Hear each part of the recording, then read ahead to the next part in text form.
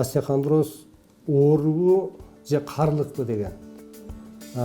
Эми муну чечмелеп келсек, остеохондроз эгерде жашы жеткен убакта, мисалы үчүн 60-тан кийин, бул өзү жөн эле карылыктын белгиси. Жаш мезгилдеги остеохондроз болгону, мисалы үчүн 40-ка чейин же 30-ка чейин болгон остеохондроз же грыжасы чыгып кеткени, бул оору деп эсептелет да. Бул ушу 4-чү этап леченияга келип атат, мойнунда грыжа. Ушул нагрузканы, килограммын акырын күнүгө аз-аздан салмагын салып, анан чоебуз. Бул оорунун эрте коюлса диагнозу, азыркы күндө заманбап дарылар бар, ошолор менен токтотуп калса болот. Өтүшүп кеткенден кийин 2 жыл, 3 жылдан кийин койсо, уже дарылаш кыйыныраак болуп калат. Если бул ооруну тезирээк убагында дарылагалса, бул оору инвалид болууга алып келет да. Судагы вытяжканы көбүнчө белинде грыжалары барлар алышат да. Өзгөчөлүгү то, что суда жатканда ичинде, ваннанын ичинде 36-37 градус температура, анан жылуу жерге жатканда адамдардын денеси чоюлуп, сосудтар кеңейип, чоюлганга жеңилирээк болот да. Омуртка бул адамдын скелетинин негизги бөлүгү болуп эсептелет. Ал эми омуртканын туура эмес иштөөсү, кыймылы адам баласынын көп ооруларга кабылуусуна алып келет. Бул болсо муун оорулары, грыжанын пайда болуусу, баш, мойын ооруларын пайда кылат. Бул 3-чү местаны ээлейт, бул омуртка оорусу.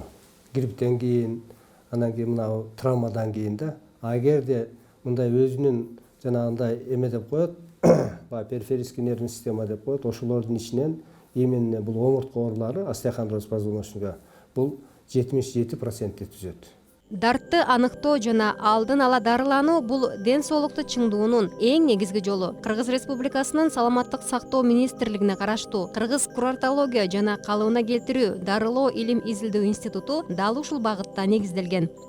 Сиз көрүп турганыңар БТЛ деген аппарат омуртканы чоет. Азыркы мына пациенттин фамилиясы Эшматов Закир, 58 жашта экен. Бул ушу 4-чү этап леченияга келип атат, мойнунда грыжа. Ушул нагрузканы, килограммын акырын күнүгө аз-аздан салмагын салып, анан чоебуз. Жакшы жардам болуп атабы, аксакал? Жакшы. Эми бул процедураны сразу эле алганга болбойт. Биринчи массаж алыш керек, кичине булчуңдарды жибитип, лечебный физкультура алыш керек, физиолечение алып, жанагы болевой синдромду алып боль убрать надо, анан кийин чоебуз. Мисалы үчүн гемангиома позвоночника деген бар, ошондо болбойт. Анан омурткалар жылышып кетсе, листез деп коет, ретролистез, антролистез, латералистез, ошолорго болбойт.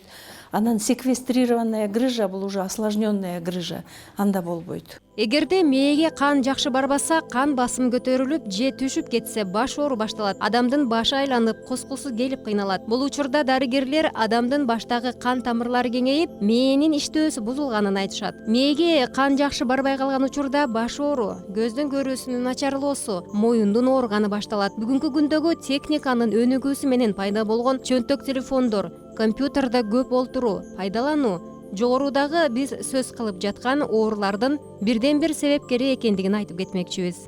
Мына базар экономикасы болуп кеткенден кийин, себеби жаш балдардан баштап кары кишилерге чейин кызматтар ар кандай болуп, көп жаш балдардагы мурун биз айтчу элек, мына китепте жазылчу эле, бир 25-27 жаштан кийин гана ушу остеохондроз пайда болот же жанагындай грыжа пайда болот деп айтчу эле китептерде. Азыркы мезгилдерде мына 15 жаштан баштап эле себеби дегенде баягы оор жашоонун эмесине байланыштуу оор жүк көтөрүп, жардам беришип ата энелерине, ошондойдон көбүнчө эле азыркы мезгилде мына суук менен мына оор жумуштардан пайда болуп атат да.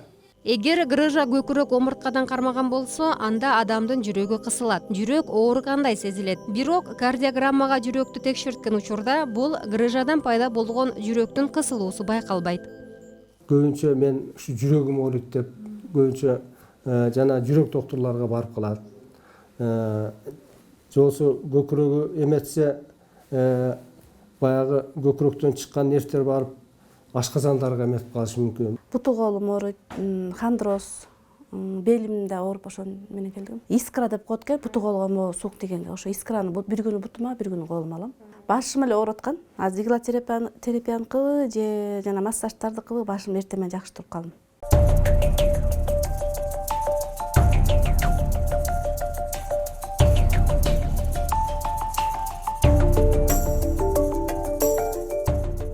Дарыланууга келген жарандар үчүн атайын физиотерапиялык жана дартты алдын алуу боюнча жардамдар көрсөтүлөт. Бул ыкма муундарына суук өткөн бейтаптар үчүн пайдалуу. Бул оору адамдын бели ооруйт. Ал буга фонофорез гидрокортизона деген мазь менен жасалып атат. Бул воспалительный процесс болсо снимать этип, обезболивать этип, отек болсо снимать этет. Негизи абдан жакшы процедуралар булар. Мынтип шашпай акырын аппаратты күйүзүп коюп туруп, 6 мүнөттүн ичинде белине жасалат. Ал эми омуртка ооруларын алдын алууда адам өзүнө байкоо жүргүзүүсү керек. Кайсыл оору болбосун, ал өзүнөн кабар берет эмеспи? Ооруга жараша белгилери бар. Себеби биздин кыргыз эли ушундай баягы момунгалык деп коет. Качан гана катуу ооруп, кыйшайып калмай сайын врачтарга келбейт. Көбүнчө мына мугалимдерди айтайлы, врачтарды айтайлы, же экономисттер мына отуруп жумуш кылган. Себеби булар баягы көп эмеси, денеси кыймылдабайт дагы, денелери бошоп, анан кичине чыга калып, үйүнө барып иш кыла калат. Же болбосо суукка урунуп калат. Ошондо жанагы мурунку пайда болуп турган эмелердин баардыгы ошо күчөтүү факторлор деп коет да, ошону күчөтүп берет да. Себеби ага чейин эле бул кээде наследственный фактор деп да коет. Ата энеси ооруса, остеохондроз, грыжа болсо, балдарда болушу мүмкүн деген теориялар бар да. Омуртка сөөгү менен кемирчегин ортосундагы пайда болгон патологиялык процесстин өзү грыжа деп аталат. Грыжа моюн омурткадан кармаган учурда адамдын колдору чымырап, талып, уюп, көтөрүлбөй, баш оору күчөйт. Көбүнчө остеохондроз ушу омуртка оорусунан айтып кеттиңиз, моюн менен көкүрөк, белдики, мунун көбүнчөсү белде кезигет. Моюнда аз санда, белде көп. Себеби дегенде жумуштун баардыгы бел менен кылат экен, ошон үчүн белден кезигет. Анан силердин сурооңорго моюндун эмесине карата. Себеби бүт нерв тамырлары боюнча башка кетет экен. Моюн ооруганда башыңда ооруп калат. Моюн ооруганда колдорго кетет. Эки колго, балким бир кол ооруп калат, балким эки кол ооруп калат. Анан ошол эле нерв тамырлары көз жака да кетет. Себеби башы айланышы мүмкүн, башы оорушу мүмкүн, көзү караңгылашы мүмкүн. Мындай бир нерсе көрүнүп эмес, баягы көздөрү караңгылап, баягы көзүнө бир нерсе эметип учкансыз болот го, баягы бир искра деп кой, ошондой катуу же башы айланып калышы мүмкүн да. Себеби мында болушу мүмкүн же омурткасында же остеохондроз, же грыжа болуп калганда. Кээде колдору көтөрүлбөй да калат. Дарыгерлер жүрөктүн кысылуусун, көздүн көрүүсүнүн бузулушу, оор жүк көтөрүүдө кыйынчылыктардын пайда болуусу, омуртка оорулардын пайда болгондугунан кабар берет деп айтышат. Ал эми грыжа бел омурткасынан кармаган учурда кысылган нервтен улам бутка кан аз кетип, натыйжада бут арыктап, сөөктөр кичирейип, буттун баш бармагы жансыз боло баштайт. Белди чоюп атабыз. Сенин фамилияң ким? Асан кызы Гүлкумар. Асан кызы Гүлкумар. Гүлкумар. Сен канчанчы жолу алып атасың? Мен экинчи жол. Жагып атабы ушул лечение? Бутум ооруп болчу, бутум ооруган калып. Бутумдун ооруганы калып атат деп атат. Молодец, хорошо. Сен дагы ЛФК, массаж, физиолечение алып алып, ушул процедуранын эң аягында калтырыш керек да, эң аягында алыш керек. Макулбу? Жаңы эле массаждан чыккан, ошол массаждан кийин. Молодец. Бундан кийин акырын барып жатыш керек. Ал эми сиздер көрүп турган бул ыкма, грыжа жана омуртка оорусун айыктырууда жакшы натыйжасын берет дешет адистер. Судагы вытяжканы көбүнчө белинде грыжалары барлар алышат да. Өзгөчөлүгү то, что суда жатканда ичинде, ваннанын ичинде 36-37 градус температура, анан жылуу жерге жатканда адамдардын денеси чоюлуп, сосудтар кеңейип, чоюлганга жеңилирээк болот да. Ошол өзүңөр көргөндөй мына көрдүңөр.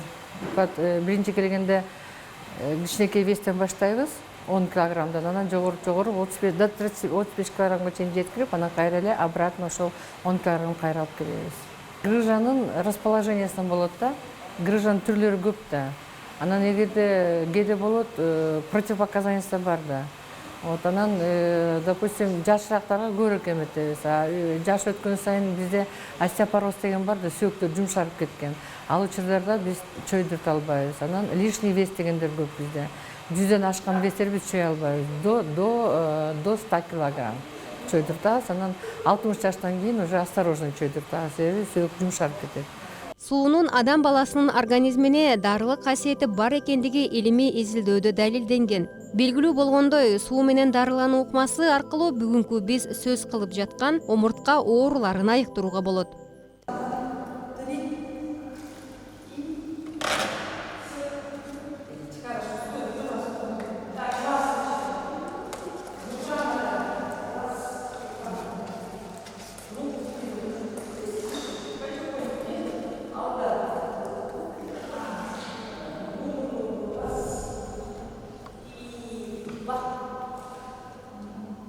Сөөк жана омуртка ооруларынын эң негизги себептеринин бири бул аз кыймылдуулук. Анткени кыймыл аракет кандын жүрүүсүн жакшыртып, булчуңдардын иштөөсүн жөнгө салат. Ал эми аз кыймылдуулук бүгүнкү биз сөз кылган ооруларды пайда кылат. Айрыкча тизи ооруп, кыйнап жаткан болсо, адистер төмөнкү көнүгүүлөрдү жасоо жакшы натыйжа берерин айтышат.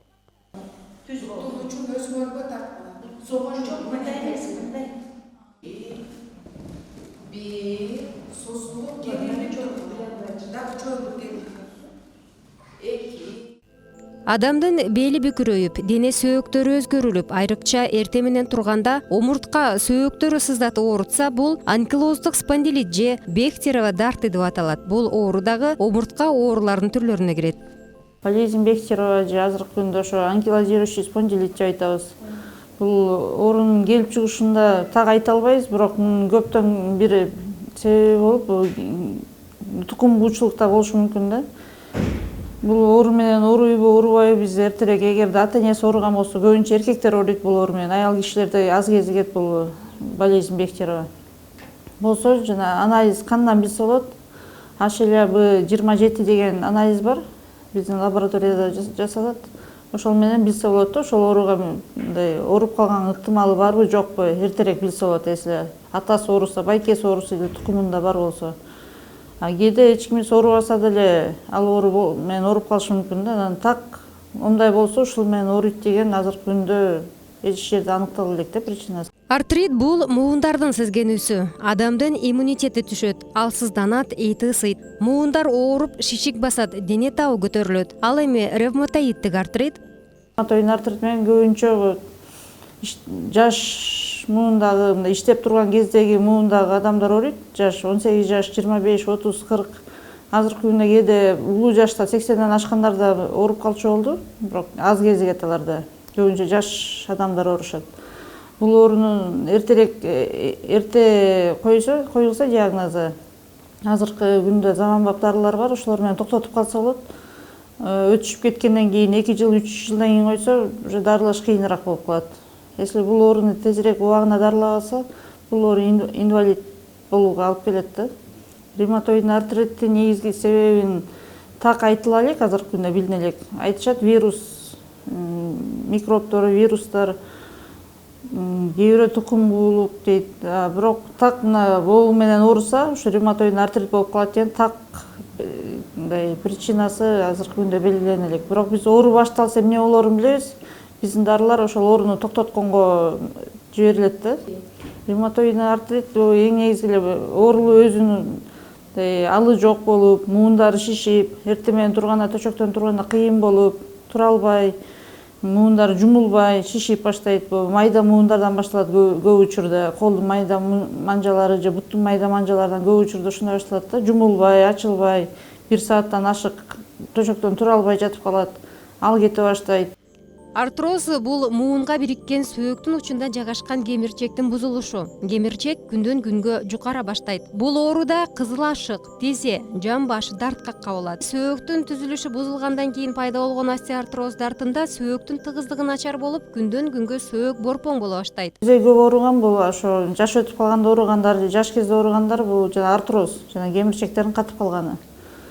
Анын себеби ошо көп травмалуу тизегеч бир жерге коюп алып, уруп алып, ошо кемирчекке доо кетсе, андан ары ал жумшак болбой катып баштайт, питаниясын нарушаться этип. Тизе боюнча эң биринчи ошо причинасын билебиз, эмнеден улам. Эгерде ошо травма алгандан кийин ооруп баштаган болсо, аны ортопед травматологдорго жиберебиз. Эгерде андай травма албай эле эчтеке андай жок эле тизеси ооруп баштаса, ошо эң причинасын таап билебиз, эмнеден ооруп атканын. Эгерде артроз болсо, анын өзүнүн дарылары бар, 4 ай, 6 айлап тынбай ишчү. Тизеге укол саябыз муунга. Ал жана тизенин өзүнүн суюктугу кургап калды деп айтышат да жөнөкөй элде. Ошонун айынан болушу мүмкүн. Жана реактивный артрит, спондилартрит деген оорулар бар. Ошонун 3 причинасы болушу мүмкүн. Бирөөсү тамак оору, биринчи түрү. Экинчиси болсо кишечный инфекция, ичегиге суук сезгенүү, ошол алып келиши мүмкүн. Үчүнчүсү болсо жыныстык органдарга да сезгенүүсү болсо, ошол да муун ооруларга алып келиши мүмкүн да. Аны менен ушулар менен именно жаш кезде оорушат да, ошо 3 түрү менен. Ошондуктан тамак ооруса же ичи өтүп, ички органдарга сезгенүү болсо, анда убагында туура дарыланыш керек да. Муундарга өтүп кетпеш үчүн. Өзүм биринчи келгенде ушу база албай келгем. Махабатыма рахмат, аябай жакшы дарылап берди.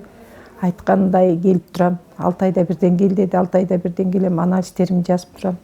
Биринчи томугум ооруду. Анан могу тамырым, арткы тамырларым ооруду.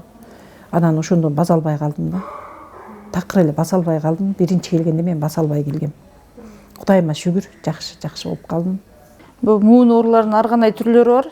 Бул курортко биз качан муундар шишибеген, анализдери жакшы кезинде барыш керек да. Бул артроз менен мисалы үчүн жиберебиз, аларга болот барса, если шишик жок болсо эле барат. А бул ревматоидный артрит менен аябай байкаш керек. Кичине эле муунда шишик болсо, жана курортное лечение ал ысытат да, ойготур күчөтүп кетиши мүмкүн. Артроз менен эси тизесинде кичине шишик болсо, аяка барса ириңдеп кетиши мүмкүн. Ошон үчүн аябай байкаш керек да. Ошондой эле гимнастиканы ошондой айтабыз. Шишик жок кезде болгон гимнастиканы күндө жасаш керек. Ар бир муун өзүнүн кыймылын жасаш керек. А шишик бар кезде максимум көп ашыкча кыймылдын, ашыкча ысыктын кереги жок да. Күн нуру организмге керек болгон Д витаминин иштеп чыгуусуна пайдасы чоң. Витамин болсо кальцийдин жакшы сиңишини өбөлгө түзөт. Андыктан күн нурунун алдында таза абада көбүрөөк сейилдөөгө аракет кылыңыз.